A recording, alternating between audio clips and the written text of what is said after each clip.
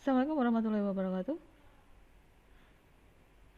Kali ini kita akan bahas tentang praktikum 5, yaitu IT Balance Scorecard dengan menentukan CFS, gitu ya.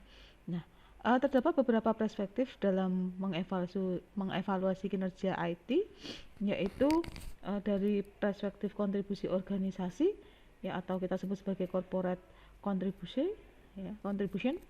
Nah, ini adalah perspektif yang mengevaluasi kinerja IT berdasarkan pada pandangan dari manajemen eksekutif. Nah, di sini ada dua macam, yaitu ada jangka pendek, ya, berupa evaluasi secara finansial, dan jangka panjang yang berorientasi pada objek dan fungsi IT itu sendiri. Kemudian perspektif orientasi pengguna, ya, atau kita sebut sebagai user orientation. Nah, perspektif yang mengevaluasi kinerja IT berdasarkan cara pandang dari, ya, pengguna bisnis. Nah, di sini kan ada dua nih, ya. Yang satu adalah dari pengguna bisnis atau pelanggan, yang satu dari manajemen eksekutif, direktur, dan stakeholder. Ya. Kemudian yang ketiga ada perspektif keunggulan operasional. Nah, di sini, ya, perspektif yang menilai kinerja IT berdasarkan cara pandang dari manajemen IT itu sendiri, ya. Nah, terus kemudian yang keempat, perspektif pada orientasi di masa depan, cara pandang dari departemen itu sendiri, yaitu bagaimana pelaksanaan, kemudian para praktisi dan profesional yang ada. Nah, jadi di dalam orientasi masa depan ini, ya, menyiapkan infrastruktur organisasi yang memungkinkan tujuan-tujuan dalam 3 perspektif yang dapat dicapai. Ya. Oke. Nah, kalau di praktikum 4 Anda sudah baca tentang analisis SWOT. Nah, kali ini kita akan bahas bagaimana cara melakukan analisis dengan menggunakan critical success factor, ya. Nah, jadi CFS itu, ya, atau faktor penentu keberhasilan adalah salah satu kegiatan perusahaan yang berpengaruh kuat pada kemampuan perusahaan mencapai tujuannya. Nah, ada 4 perspektif IT di dalam balance scorecard. Nah, langkah lainnya adalah seperti berikut. Langkah pertama adalah, ya, rumuskan masing-masing CFS, ya, critical success factor, berdasarkan IT balance scorecard. Nah, sini ya. Nah, perhatikan coba perhatikan label di bawah ini. Dalam IT balance scorecard ada corporate contribution, user orientation, operational excellence, dan future orientation. Nah, di sini, ya, berhubungan dengan corporate contribution adalah manajemen investasi TI, ya.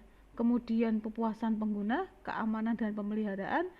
Nah, future orientation adalah peningkatan kualitas sumber daya dan sistem. Nah, ini nanti yang kita akan coba nilai, gitu ya. Nah, kemudian langkah yang kedua, ya, adalah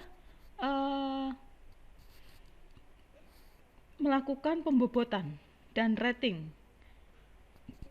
pada masing-masing item CFS. Ya, maaf, CSF, betul ya.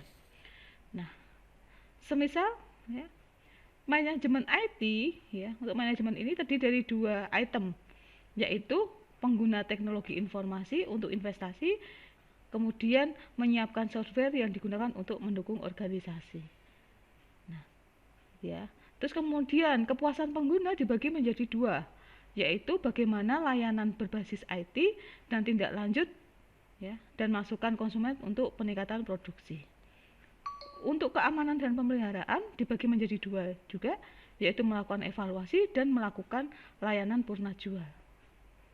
Yang peningkatan kualitas SDM dan sistem itu dibagi menjadi 2 juga, ya, memberikan pelatihan terhadap pegawai dan pengembangan terhadap sistem. Nah, di sini seperti tadi, ya, kita tentukan bobot, ya,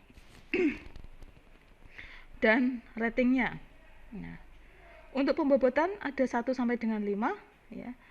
1 itu tidak penting, 2 kurang penting, 3 agak penting, 4 penting, dan 5 sangat penting. Nah, untuk ratingnya ya, ada 1 sampai dengan 3 ya. 1 sedikit, 2 sedang ya, 3 adalah banyak. Nah, ketika ditabelkan menjadi seperti ini nih. Ini kan tadi balance scorecard-nya, IT balance scorecard-nya ada 4. Terus kemudian item CSF ada 4. Kemudian tiap-tiap item dibagi menjadi sub item. Nah, di sini dilakukan pembobotan ya. Nah, contohnya nih, untuk penggunaan teknologi informasi dan penggunaan teknologi informasi untuk investasi, bobotnya adalah 4. 4 di sini adalah penting, gitu kan? Nah, kemudian ratingnya menempati 2. Ya, ratingnya adalah sedang. Nah, kemudian untuk menyiapkan software ya, yang digunakan untuk organisasi itu juga penting. Nah, di sini ratingnya adalah banyak. Nah, kemudian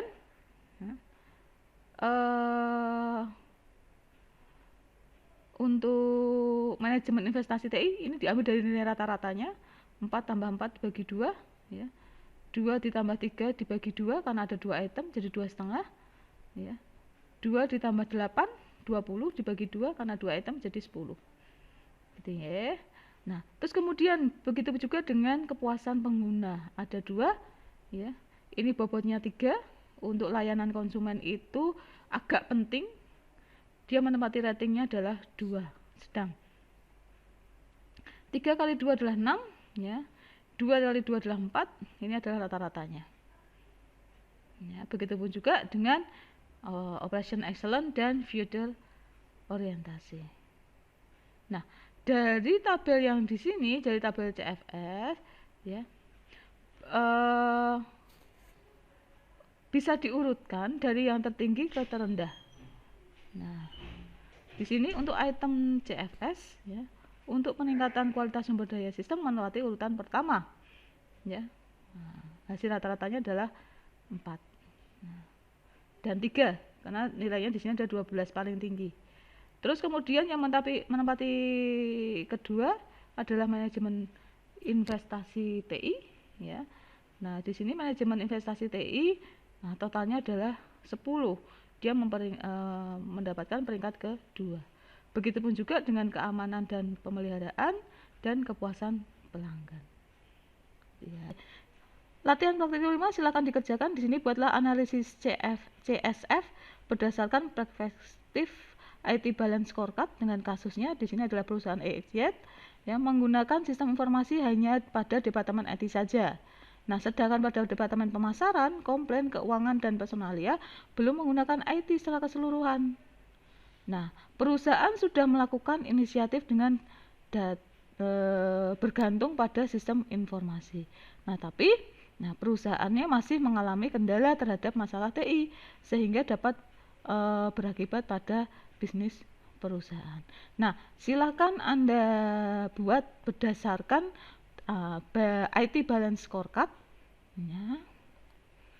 Nah, kemudian item CSF-nya silahkan Anda tentukan sendiri berdasarkan kasus yang ada di praktikum 5 ya. Nah, oke, silahkan dikerjakan dan dikumpulkan. Sekian untuk praktikum 5 ya. Semoga bermanfaat. Terima kasih. Wassalamualaikum warahmatullahi wabarakatuh.